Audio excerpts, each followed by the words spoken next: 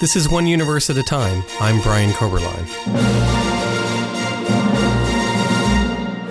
Spoiler alert. In the movie Inside Out, the mind of an 11-year-old girl is driven by emotions. But is that view of psychology accurate? In today's show, Grant Gothel, Associate Professor of Psychology at Nazareth College, will talk to us about the psychology of the human mind and whether emotions really do govern our lives.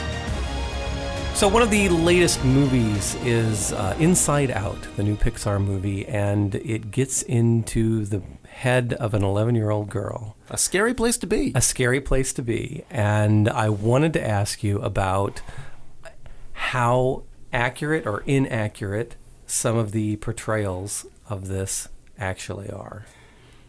The thing that Pixar did really well in this movie is they kept it simple. So where they win is they focused on what behavioral scientists call basic emotions.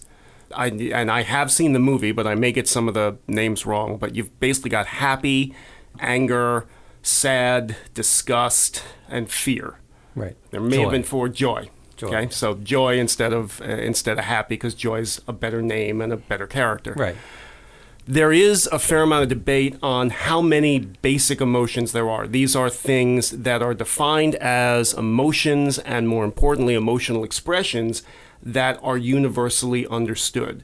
Right. This is across cultures. Cross cultures. So when you call anger a basic emotion, what a psychologist means by that is you can show a 10-year-old kid in upstate New York a picture of a guy from the Australian outback who's 90 years old with an angry face, and the 10-year-old kid in Rochester is going to go, that guy's angry. I get that. That universality is what we mean by basic emotions. And what Pixar did that was cool with that is they stuck with the basic emotions, but when they played them out at a much more complex level. So as a basic emotion, happy is just, I'm fed, somebody's smiling at me, I don't have gas, whatever. I mean, talking about it from a baby's perspective, right? Angry, I don't have my toy, you took my toy, I'm hungry, I don't feel well. Really, really basic stuff. But what Pixar did is take the basic emotions and then layer on top of that all the complex stuff that makes us human, that makes us interesting, and that makes emotionality in our makeup such a difficult and fascinating thing to play with. Okay. So you're not just happy because you just got fed. You're happy because somebody was nice to you, or you're scared or angry because your family's moving across the country. Right. It works. Okay. It really does. It's very simple, but they took a very simple, understood or accepted idea of basic emotions, of 4 or 5 or 6 basic emotions, stuck with that and played off it, and the individual characterizations of those emotions work pretty well. I mean, to the extent that they're animated characters, they're funny, but that notion of basic 4 or 5 emotions that develop very early in life, although they're not innate, is a good one, and it works. Now, one of the things you see in the show is that different emotions are in charge at different times. So basically, it's like there's a control panel. Right. Joy may be in control, or sad, or anger. And right. Is that somehow how we work? Do we have different emotions that become dominant? It feels like that. I mean, when you read other people. At a basic level, certainly. The truth about emotions, to the extent that psychologists understand emotions, and a dirty little secret from my field is emotions are terrible. Emotions are incredibly difficult to study. Theories of where emotions come from are convoluted and difficult and don't really explain the richness and the variety in emotional expression or emotional basis. But, you've got fight or flight. If you've ever felt that feeling of kill it or run up a tree. Mm-hmm. Yeah, that is that control panel notion. That's fear basically diving over everybody else's head to hit the panic button and scream, run! And we do that. Right. Certainly, there are times where you feel happy. There are times you feel unavoidably sad that overwhelm you. Yeah. But the thing that's more true, and what makes emotions from a behavioral science standpoint so hard to deal with, is most kids, certainly an 11-year-old kid, but most kids, most adults, after you get past a certain point in development, you don't feel one thing. Most of the time, you feel multiple things at the same time, or the emotions are snapping. It's like, I'm happy, I'm sad, I'm scared, I'm happy, I'm sad. Oh my God, oh my God, oh my God. So why people cry at weddings and stuff. Which is a beautiful thing. And there's a great developmental story there where you get a 4-year-old, looking at her grandma because, I don't know, her aunt's getting married. Grandma's just sitting in the church, weeping uncontrollably, with a smile on her face. And the 4-year-old looks at her, utterly dumbfounded, and said, "Nana, why are you crying?" "Because I'm happy." And the kid looks at her like, "You just told me you eat dirt." I don't get that. That's a true aspect of human development. Little kids don't get that. And even if they feel multiple emotions, they don't recognize it as that. And one of the hardest things to do from a developmental standpoint is to move past those basic emotions to what are called self-conscious emotions, or also called, or different types of emotions, feeling multiple emotions at the same time and being able to deal with that.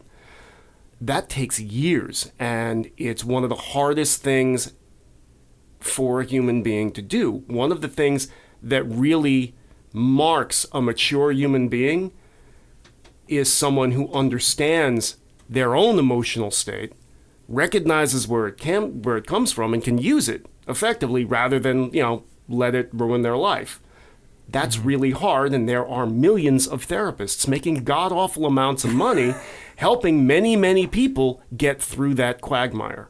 The thing that Pixar does in that movie is they give you the control panel with the 4 or 5 characters. Right. But then they layer all the rest of that stuff on top of it, and nobody questions it because, that's how we think. That's what an 11-year-old would do, without getting into all of the complexities, without getting into all of the nuances that they're representing, but not discussing, which is really smart storytelling because you don't want to go there. Right.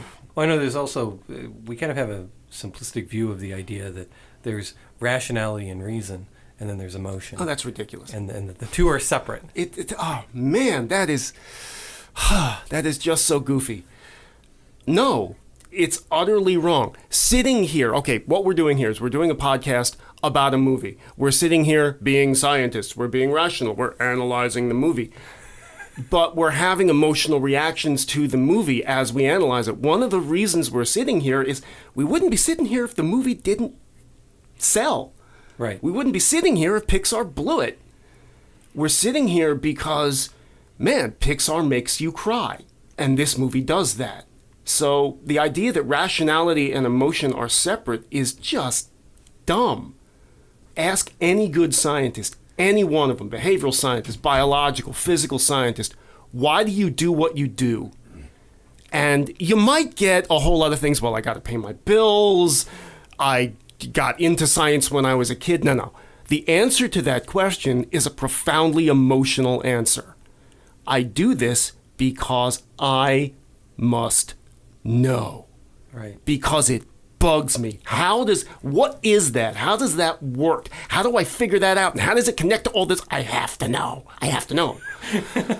And that's what drives people to get up in the morning. I'm going to screw up the quote and you can correct me, but I want to say it's Einstein because, of course, I'm a psychologist, so everything's from physical science is Einstein, but it's, I want to know the thoughts of God. Everything else is details. Yeah. Something like that. Yeah, that's it. I want to know. That's what makes science powerful and sometimes a little dangerous. But scientists do what they do out of emotion. So what about the idea that emotions are irrational in the sense that a lot of times we'll say that people are making bad choices because of their emotions, and it's the emotions that are at fault. If we just looked at it thoughtfully, we would make the right decision. I mean, are emotions just simply a hindrance that come from our legacy, or is it something that's...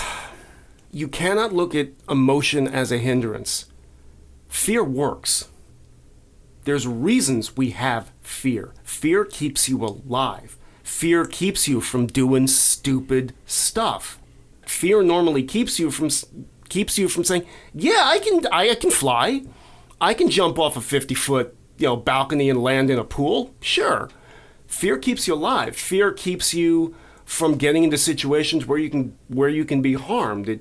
It's a good thing. You don't have to make a rational decision to work it out completely. If you've just got a feeling about it, if it works 99 times out of 100, and that's actually a benefit. And it's actually incredibly efficient. And the idea that you have emotion on one side and rationality on the other, again, is utterly wrong-headed.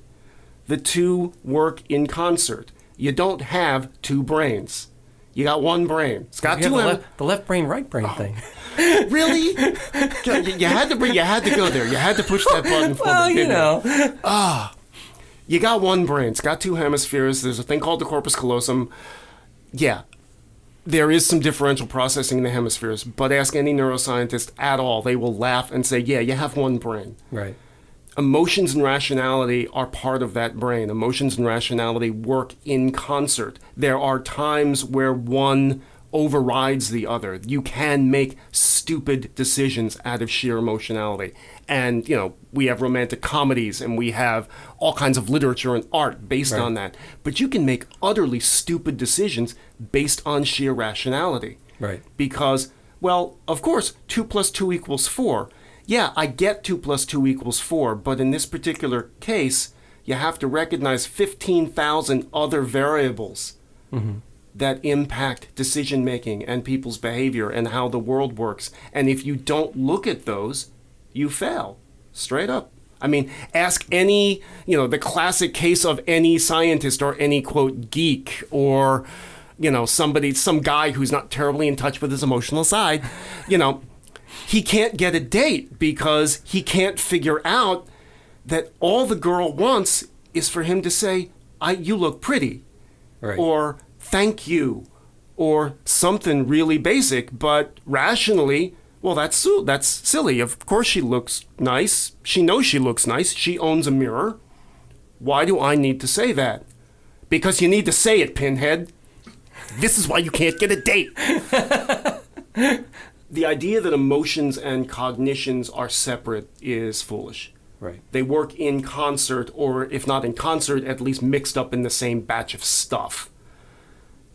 In the movie, she's not just sad, or she's not just happy. She's sad about something or happy about something. And when she learns to think differently about her environment, when she adapts cognitively to her environment, learns how to deal with living, I think it's in San Francisco. It looks like it, yeah, I think so. She feels better. Right. When she learns and thinks, the emotions follow. Right. The emotional sadness is what drove her to make those cognitive changes. I feel terrible. I have to do something. What am I going to do? I'm going to try to run away. That doesn't work. Okay, right. I'm going to try to make this work. Now I feel better. And that seems to be something as part of a mature integration of emotions. Oh, yeah. You take a bad experience and say, well, I'm going to learn from this and build from it. Or you take a good experience and you can cherish that as an individual experience, even though it ends and exactly. And we have aphorisms all over the world. If you get lemons, make lemonade. Right. Sure, that's stupid, but there's a grain of truth in it. Figure out how to learn from it. How many times have parents said to kids, "You need to learn from this"? It's you want to punch them in the face because of emotion, but it's not a dumb thing to say. Right. It's meaningful and it works. We're an integrative whole, and that's what's important. When we work, we are an integrated whole. When we make bad choices and do stupid things, it's because things are disjointed and disconnected. Wow, I just sounded like a therapist. You're listening to One Universe at a Time. I'm your host, Brian Koberlein. We've been talking with Dr. Grant Gothel, Associate Professor of Psychology at Nazareth College, about the movie Inside Out. In the second half of our show, Dr. Gutheil will ask a few questions about where we are in the universe and how that limits our view of the night sky. So, from a completely naive perspective, if I were a human scientist, a human physicist, astronomer, and I want to look out at the universe, it seems to me that we've kind of got the same problem as somebody who waited too long to buy Van Halen tickets and got stuck with the obstructed view seats, because we're not anywhere special in the galaxy or the universe, whatever the right term is. I mean, we're kind of off to one side, and it seems like there's going to be a lot of crap in the way, so you metaphorically, you really can't see the band very well. Yeah, that's true. Our galaxy is about 100,000 light years across, so it has a radius of about 50,000 light years. Okay. And we are 30,000 light years from the center. So Okay. kind of in the middle, a little bit towards the edge, and we're kind of smack in the middle of the galactic plane. So yes, our view is definitely obstructed.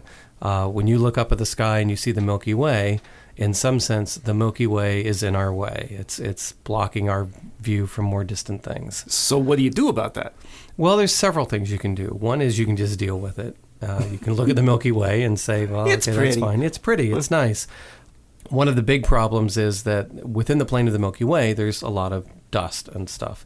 And so one way to do that is to take the assumption that the universe is probably pretty much the same in all directions. And based upon all the observations that we have, if you look in, a particular direction and you see galaxies, if you looked in a different direction, you'd see roughly the same number of galaxies. You'd see the same types of galaxies. Really? So, yeah, it's the idea of homogeneity and isotropy. So if something is homogeneous and isotropic, that means that in any direction you look, you would see statistically pretty much the same thing. All right. So not identical galaxies, but an identical distribution of, and I'm going to pick a number out of my head, a dozen different types of things. Right. Some more common, some less common, but all there. If you see a dozen galaxies at a kind of rough distance of so many billion years, So the universe follows the normal curve. Yeah, basically. That's That's kind of the idea. And so one way to deal with it is just to look out of the plane of the Milky Way. So if you look away from where all the gas and dust is, then you get a clearer view. Okay, so when you say plane of the Milky Way, I'm thinking like in three-dimensional space, if the plane is here, you can look above it or below it, and it's clearer? Right. Okay. Right. And if you look out in that direction, then you're not looking through the galaxy. All right, and we can do that? I mean, we can look in any direction we want. But it would seem like the Milky Way is so big that you can't peek over the top or look under the bottom. Well, the Milky Way is big, but it's also very thin. So you can kind can kind of think of the Milky Way as kind of a very thinly cooked egg, in the sense that it's got the thin part of the Milky Way and it's got a bulge in the center. Okay. So kind of the bulge is kind of like the yolk. The yolk. You've got the rest of the white going off in all directions. And what's above it and below it are other galaxies? Well, yeah, in general space, you'd see different galaxies or quasars or things like that. But the galaxy itself is actually fairly thin. Wow. And so we're within the plane of the galaxy. If you look... We're part of the white of the egg. Right, we're part of the white of the egg.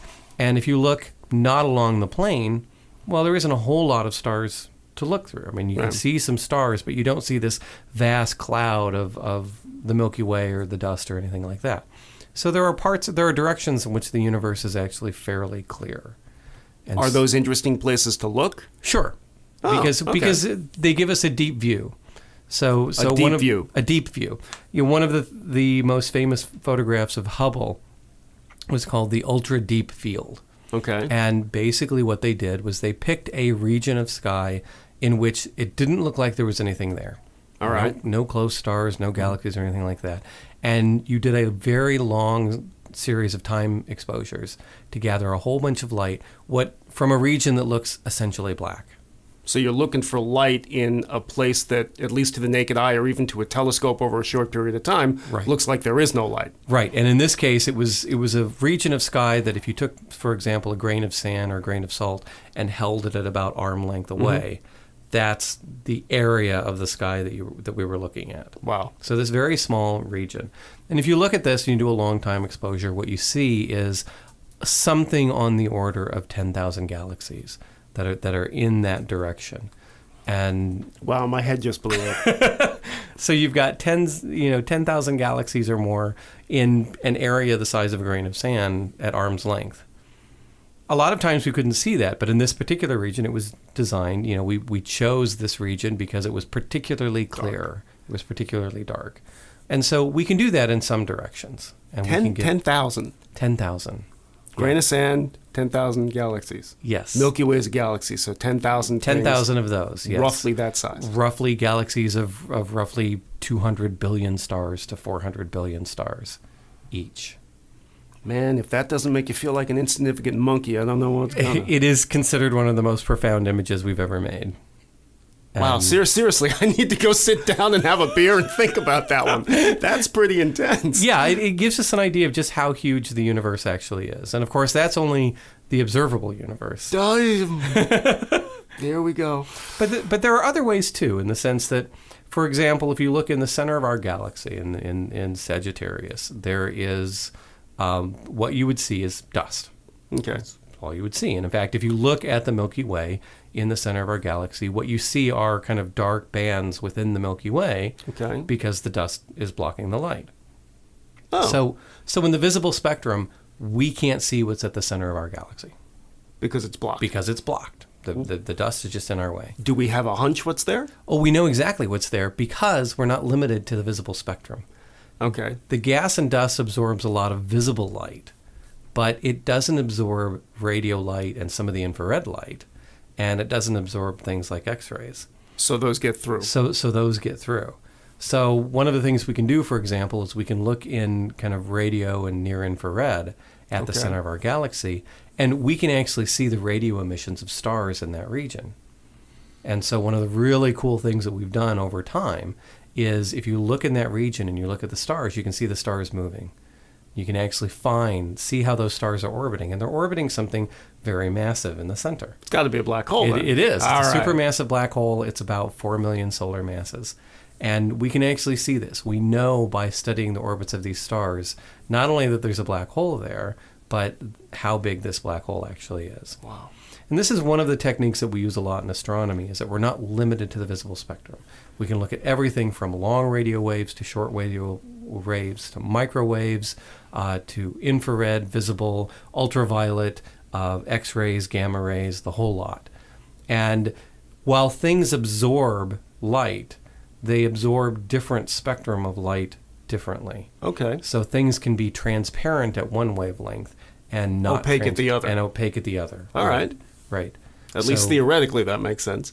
Right. Well, I mean, you can see this, for example, in materials that we have where you can have heat coming through a wall, but you can't see through the wall. Right. So infrared cameras. So infrared cameras can see through a wall because the infrared light is actually transparent. Every through high-tech there. adventure movie on the planet. Exactly. Yeah, okay. Exactly. You know, we have the visible spectrum because the air is largely transparent at those wavelengths. Why do we have eyes that see in the wavelength that we have? Well, water is transparent, and so eyes evolving underwater would have to be able to get light, and air is transparent. Right. And so the colors that we see are in fact determined in part by the different colors that are absorbed or transmitted within our atmosphere. So, okay, I'm probably diving off a really stupid cliff here, but a radically different planet with a radically different atmosphere could develop life that could see in a completely different end of the spectrum. Yes, if you had a different atmosphere that absorbed different type of light, then it's possible that any life that formed there, if they evolved eyes, would have to have something that's in that visible spectrum. That's cool. You know, and that's, I mean, we see this over and over again, that our atmosphere absorbs light. That's part of the reason why a lot of times we'll want to do space-based observatories, because they get out of that.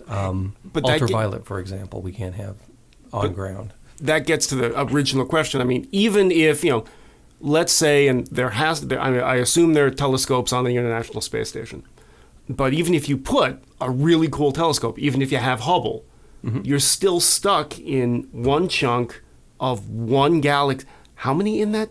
10,000 in that little area. So there are billions and billions, as Carl Sagan would say. Yeah, exactly. Trillions of galaxies. So, and we can really see, we have the technology and the scientific understanding to be able to see in some meaningful sense, not just visible spectrum of light, but see across the spectrum that much area and that much information.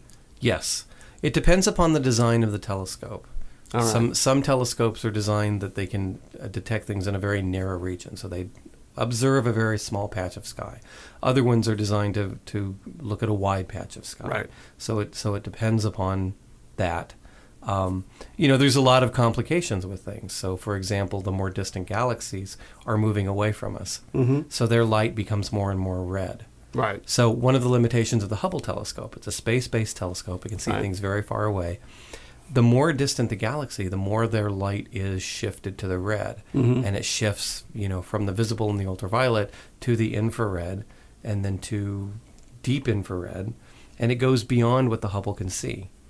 So the really, really most distant galaxies, there could be more distant galaxies than the Hubble telescope could see.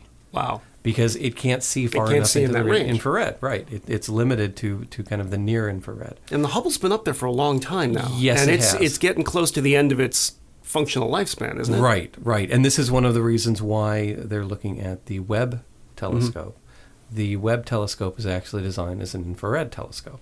So we can see where the Hubble can't. So we can see further, and it can see more red-shifted objects because they've now red-shifted all the way into the infrared. In order to see the most distant galaxies, the earliest galaxies, the most distant light that we can find, you have to have an infrared telescope. And that's why it's designed as an infrared telescope. So when you say earliest galaxies, first created after the Big Bang, whatever, the oldest ones that are out there, does that imply that there are galaxies being created now, that are galaxies being born today, for example? There could be. I mean, what we know is that the galaxies went through a period of high production and then kind of taper off. Oh, okay. So most of the galaxies have already been formed. All right. But yeah, because light takes time to travel, the more distant an object is, the longer that light took to get to us. The older and so it is. we're seeing it from a time in the universe in which the universe itself was much younger. Got it. Okay. So that's how we have to deal with it. But it's only being able to look at all these different spectra that we can be assured of this.